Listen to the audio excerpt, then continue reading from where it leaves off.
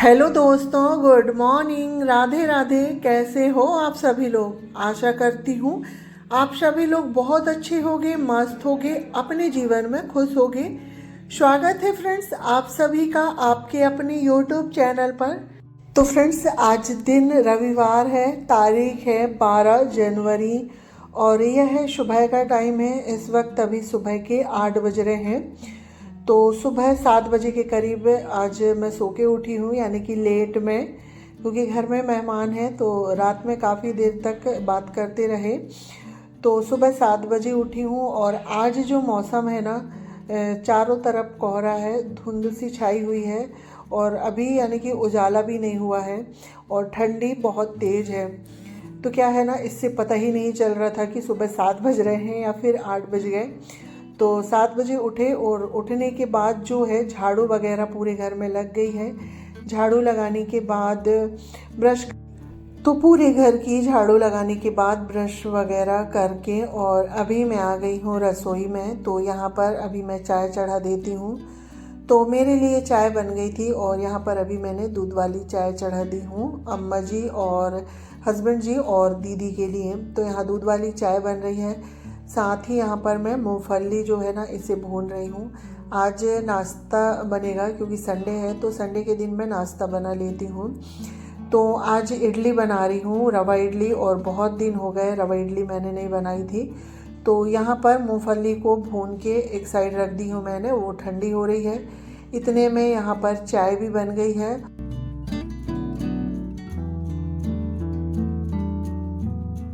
तो यहाँ पर देखिए फ्रेंड्स, सुबह की गरम गरम चाय बन गई है, तो सभी को छान के दे देते हैं। और आ जाइए आप लोग भी मॉर्निंग की चाय पी लीजिए।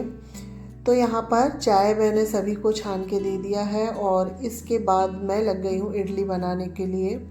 तो यहाँ पर सूजी को दही डाल के मैंने जब सो के उठी थी उतने समय ही इसे मैंने भिगा दिया था दही डाल के।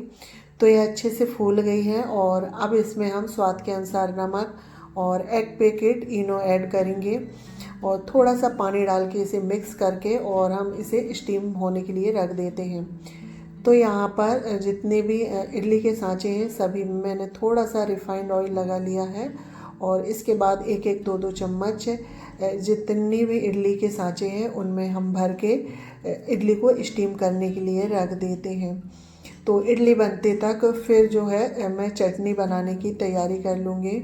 और अभी ना मैं बहुत दिनों बाद इडली बना रही हूँ और मुझे बहुत पसंद है और बहुत अच्छी लगती है खाने में। तो दीदी भी आई हुई थी तो मैंने सोचा चलो मैं इडली बना देती हूँ, क्योंकि दीदी से नहीं बनती हैं, वो नहीं बनाती हैं इडली वगैरह। तो वो आई हैं तो मैंने सोचा चलो दीदी को मैं इडली बना के खिला देती हूँ। तो देखिए फ्रेंड्स, यहाँ पर इडली स्टीम हो रही है।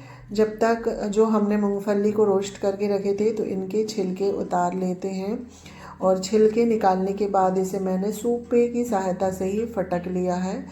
तो मूंगफली के सारे छिलके निकल गए हैं। इसके बाद मूंगफली को मिक्सी जार में डाल के और इसमें हम थोड़ा सा जो नारियल का बुरादा है ना वो ऐड करेंगे, यानी कि मूंगफली और नारियल की चटनी। साथ ही इसमें 3 से 4 हरी मिर्च, थोड़े से लहसुन के पत्ते, और लहसुन के पत्ते डालने से चटनी का स्वाद ना बढ़ जाता है। और यहाँ पर आप देख सकते हैं खूब सारा हरा धनिया, और ये घर का ही हरा धनिया है। और 3 से 4 चम्मच दही, और घर का दही है ये, फ्रेश घर का जमा हुआ। और इसके बाद इसमें स्वाद के अनुसार हम नमक डाल देंगे। तो चटनी का सारा सामान तैयार करके अभी मैं एक साइड रख देती हूँ। और इतने में जो है ना इडली पहले राउंड की स्टीम हो गई है और साथ ही मैंने खाना बनाने की भी तैयारी कर ली हूँ। तो कुकर में दाल चढ़ा दी हूँ, तो दाल पक रही है और दीदी ने जो है सब्जी वगैरह वो काट के तैयार कर दी है, क्योंकि टाइम से मुझे खाना भी बनाना है। और अभी घर की साफ़ सफाई सब रह गई है, सिर्फ मॉर्निंग की झाड़ू लगी है। तो अभी डस्टिंग, झाड़ू पोछा ये सब रह गया है, वो सब करना है।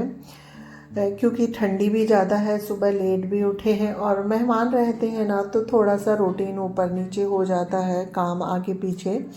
तो मैंने सोचा पहले नाश्ता बना के और थोड़े बहुत मैं खाने की तैयारी कर दूंगी, उसके बाद फिर साफ़ सफाई करके नहाना धोना हो जाएगा। तो यहाँ पर देखिए फ्रेंड्स, इडली ठंडी हो गई थी तो इसे निकाल लेते हैं, और ठंडी होने में ना ये अच्छे से निकल जाती है। और इसके बाद फिर दूसरा राउंड स्टीम कर लेते हैं।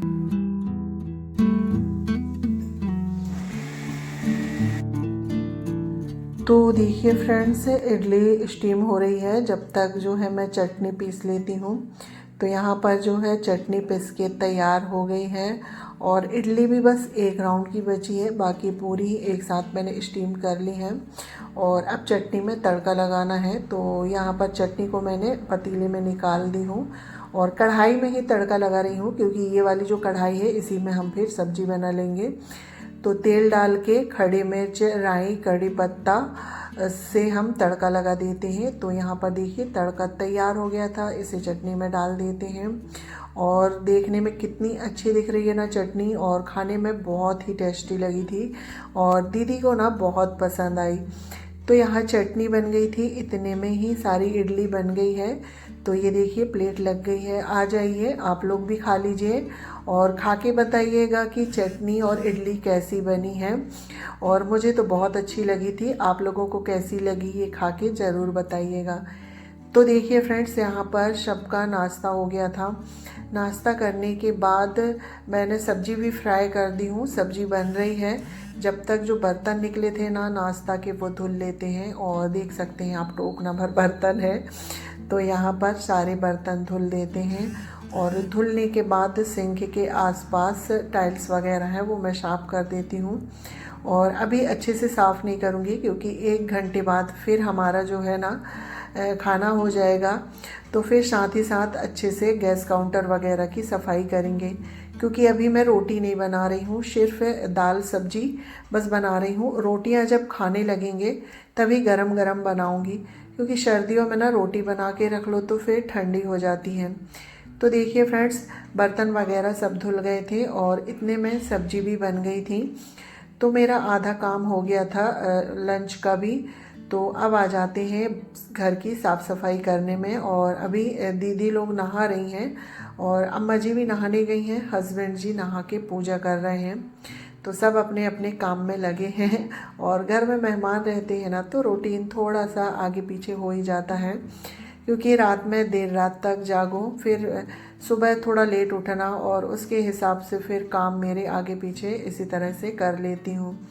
तो अब सिर्फ साफ़ सफाई का काम है। नाश्ता और लंच तो हो गया है, टेंशन नहीं है, क्योंकि आधा मेरा जो है लंच की भी तैयारी हो चुकी है। तो सबसे पहले जो कपड़े धुलने के थे वो मैंने मशीन में डाल दिए हैं। उसके बाद बेड, सोफ़ा वगैरह और ड्रेसिंग सभी को अच्छे से झाड़ दिया है। और अब लगा लेते हैं ड्रेसिंग रूम में पोछा। और रसोई और स्टोर रूम में पोछा मेरा लग चुका है। और इसके बाद फिर मैं आई थी ड्रेसिंग रूम में। तो अब यहाँ पर ड्रेसिंग रूम में भी पोछा लगा लेते हैं। और इतने में दीदी नहा के आ गई थी, तो वो अम्मा जी के रूम में बैठी हैं। तो देखिए फ्रेंड्स, ड्रेसिंग रूम में भी पोछा लग गया था, और उसके बाद आ गई हूँ मैं हॉल में। तो हॉल सुबह टाइम ना काफ़ी बिखर जाता है, तो सबसे पहले इसे समेट लेते हैं। सारी चीज़ों को अच्छे से झाड़ के सेट कर देती हूँ। और आज जो ये कालीन है ना, इसे भी उठा के और झटक के यहाँ पे झाड़ू लगा के पोछा लगाऊंगी, क्योंकि कल मैंने ऐसे ही झाड़ू लगा दी थी पोछा भी। तो आज इसे उठा के और झाड़ के पोछा लगा दूंगी।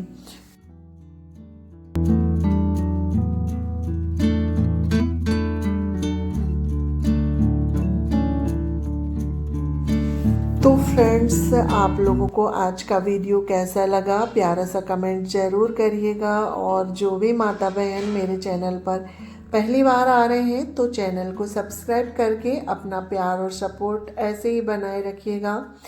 और कल के ब्लॉग में आप सभी लोगों ने बहुत ही प्यारे प्यारे से कमेंट किए थे, तो आप सभी लोगों का दिल से बहुत बहुत धन्यवाद करती हूँ। आप अपना कीमती वक्त निकाल के मेरा वीडियो देखते हो, मुझे सपोर्ट करते हो, उसके लिए मैं दिल से धन्यवाद करती हूँ। तो मैं माता रानी से दुआ करती हूँ कि आप हमेशा ऐसे ही हंसते मुस्कुराते रहें और जीवन में खूब तरक्की करें। तो देखिए फ्रेंड्स, बातों ही बातों में पूरा रूम अच्छे से सेट कर दी हूँ मैंने, बेड शीट वगैरह, और जो ये कालीन है इसे भी अच्छे से झाड़ के, और इसके आसपास अब झाड़ू लगा लेते हैं, क्योंकि सब कुछ झटको ना तो थोड़ा बहुत जो डस्ट कूड़ा वगैरह है वो निकल ही जाता है। तो यहाँ पर झाड़ू लग गई है और उसके बाद बारी आती है पोछा लगाने की, क्योंकि पूरे घर में पोछा लग चुका है, सिर्फ हॉल ही रह गया था। तो अब यहाँ पर भी पोछा लगा लेते हैं।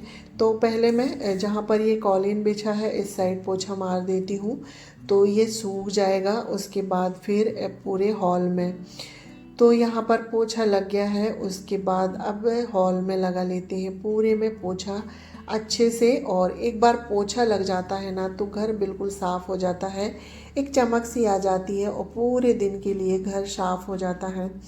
और इसके बाद अभी मुझे बाहर का जो आंगन है उसमें भी पोछा लगाना है। पोछा लगाने के बाद सिर्फ मेरा जो नहाने का काम है वो बचेगा। और क्योंकि इडली वगैरह खा लिए हैं तो किसी को ज़्यादा भूख नहीं है, तो सब्जी दाल तो बन गई है, थोड़ा सा चावल बना के बस 2-4 रोटियां ही बनाना है। तो यहाँ पर हाल में पोछा लग गया है। तो अभी जो बाहर का आंगन है उसमें भी मैं पोछा लगा देती हूँ।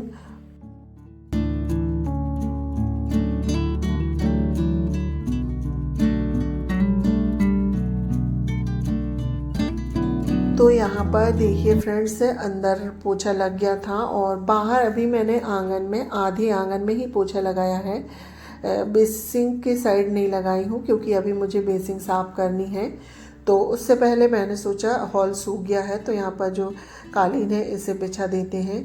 तो यहाँ पर इसे मैं बिछा देती हूँ तो ये काम भी मेरा हो जाएगा, घर बिल्कुल व्यवस्थित हो जाएगा।